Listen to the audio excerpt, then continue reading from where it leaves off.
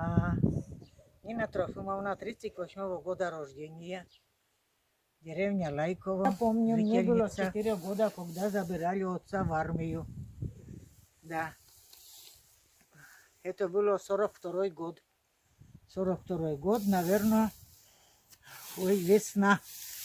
Как раз мне было 4 года. Вот.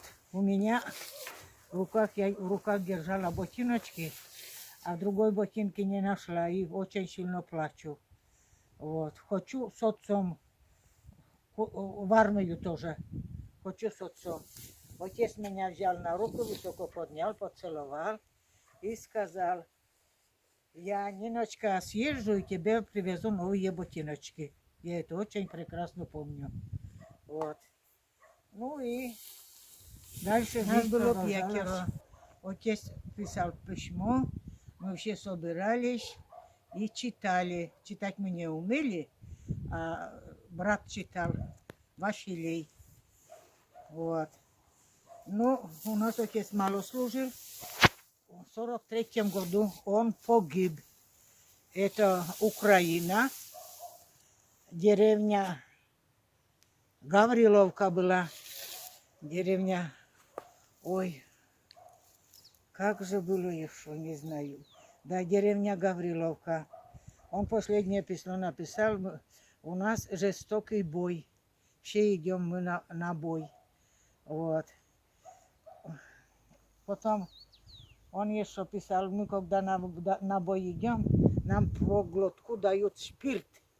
Мы все такие боевые. Да, вот такие вот.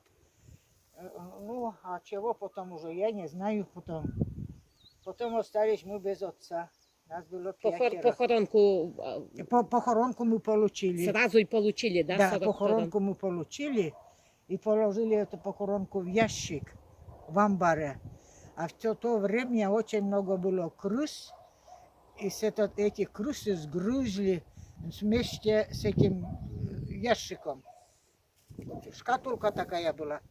И там это хранилось. Раньше же все где-нибудь так в амбаре да где-то хранили. И похоронка это сожрали, крысы грызли. Кусочки остались. Ну, а потом жили как могли. Ничего абсолютно не было. Дров не было, хлеба не было. Если там есть зерно какое-нибудь, горсть или хоть маленькой мисочке, ходили друг к другу и мололи. Да, мололи и на железной печке пекли хлеба. Потихонечку возвращались. Многие, очень многие погибли. Да. Нас было 5. Вот мы остались без детей. Тогда никакой льготы не было, что мы дети войны. Ниоткуда ничего не получали. Очень бедно, дров не было, хлеба не было. Но только у друг друга занимали что-либо, как-либо выжить. Даже печку топить не было спички. У друг друга таскали угольки, у кого печка топится. Уголек пойдем, принесем и печку топим. Вот.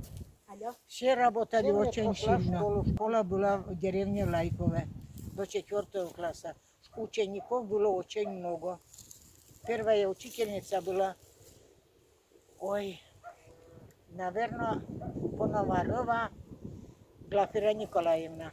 Пономарева Глафира Николаевна. Вот тогда учителя были очень хорошие. Даже не было никакого табеля. Они это сами чертили. И это чернили не было. Мы с Усурской печки доставляли сажу и водой разбавляли чуть-чуть. И вот это и писали. Да. А у учительницы не было красной краски, да она от швеклы делала вот эту, как уж, чтобы 4, 5 ставить чернилу. Вот так жили. Ну а войну-то я уже помню очень хорошо. Вот. Вообще, это было 9 мая, мне кажется, было холодно, но люди говорят, что было тепло. Да. И мы даже не знали, с горосполкома приехал представитель, и он правление было колхозное, сделал собрание и сказал, что кончилась война. Кто плакал, кто пел, потом сделали такую, сварили в большом котле суп с мясом. Это нам было всего, значит, больше всего. Сытые были, и победа. Плясали, играла гармошка. Вот так. А жизнь продолжалась. После войны, конечно, было очень тяжело. Все работали, все дети на посадках. Тогда сажали и капусту, и гибриды, и брюкву, и все сажали. Рожь сеяли, ячмень. Не так, как теперь было. Эти поля все засеивались, да. Вот. Дети помогали. Ну ладно.